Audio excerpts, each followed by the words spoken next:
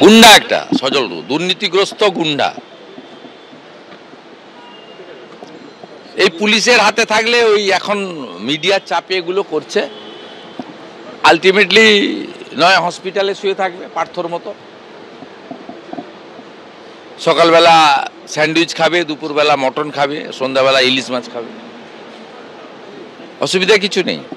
এদের প্রত্যেকের প্রোটেক্টর হচ্ছে মমতা ব্যানার্জি এবং তৃণমূল কংগ্রেস। মমতা ব্যানার্জিকে না সরালে এরা জেলখানা কি জিনিস জানবে না, আইন কি জিনিস জানবে না, সংবিধান কি জিনিস জানবে না। এবং এই যে গুন্ডাগর্দি, বেপরোয়া, লোককে তুলে এনে খুন করে দেওয়া যায়, যা খুশি করা যায়, এগুলো সম্ভব কারণ তারা তৃণমূল কংগ্রেস করে, তাদের মাথায় মমতা ব্যানার্জির হাত রয়েছে। পুলিশ কিছু করবে না এটা তারা ভালো করেই জানে। পুলিশের তদন্তের আতশ কাঠের নিচে যারা আসবে পুলিশ তাদের গ্রেপ্তার করবে। আমরা পরিষ্কারভাবে বলি, সে যেই হোক, আমাদের ব্লক সভাপতি হোক বা অন্য যে কোনো নেতা হোক বা অন্য কেউ হোক, যদি এই ধরনের ঘটনার সাথে বিন্দুমাত্র তার কোনো যোগ থাকে, পুলিশের মতো ব্যবস্থা নেবে। এবং প্রত্যেকটা ব্যক্তির অধিকার আছে আইনের আশ্রয় নিয়ে নিজেকে নির্দোষ প্রমাণ করার। সজল সরকারও সেই সুযোগ পাবে নিজেকে নির্দোষ প্রমাণ করার। যদি নির্দোষ হয় তাহলে বেরিয়ে আসবে, দলে তাকে সম্মান দিয়ে আবার যেভাবে ব্যবহার করার রাজ্য পার্টি মনে করবে সেইভাবে ব্যবহার করা হবে। কিন্তু যদি দোষী প্রমাণিত হয় তাহলে সবার যেমন শাস্তি হবে তারও সেম শাস্তি হবে।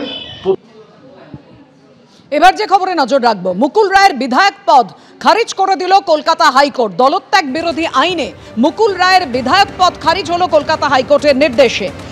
একই সঙ্গে বিধানসভার অধ্যক্ষের সিদ্ধান্ত খারিজ করে দিল কলকাতা হাইকোর্ট। মুকুল রায়ের বিধায়ক পদ খারিজ করল কলকাতা হাইকোর্ট।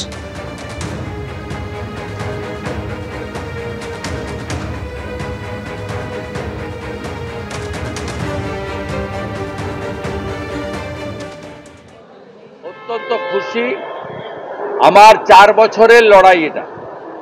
2021 সালে আমি এলওপি হিসেবে লড়াই শুরু করেছিলাম।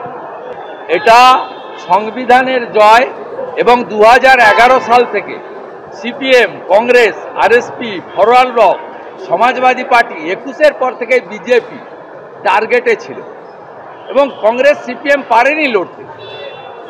মোট 54 এমএলএকে ভয় দেখিয়ে সুইচ ওভার করিয়েছে। 54 এমএলএ, ইমানি বিশ্বাস থেকে শুরু করে, তারও আগে আপনার কৃষ্ণেন্দু নারায়ণ চৌধুরী থেকে শুরু করে, চাঁদ মোহাম্মদ থেকে শুরু করে অসংখ্য। আমি খুশি। এর পরের পালা তন্ময় ঘোষ বিষ্ণুপুর, আলিপুরদুয়ারের সুমন কাঞ্জিলাল, হলদিয়ার তাপসী মণ্ডল, এরা প্রস্তুত থাকুক। এর পরের পালা এদের।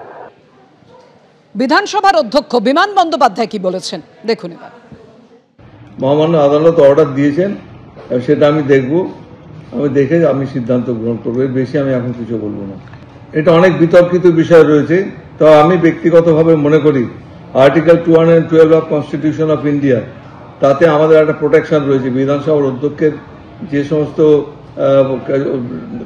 উনি যে কার্যকলাপ রয়েছে তার উপর সাধারণত হস্তক্ষেপ করা যায় না।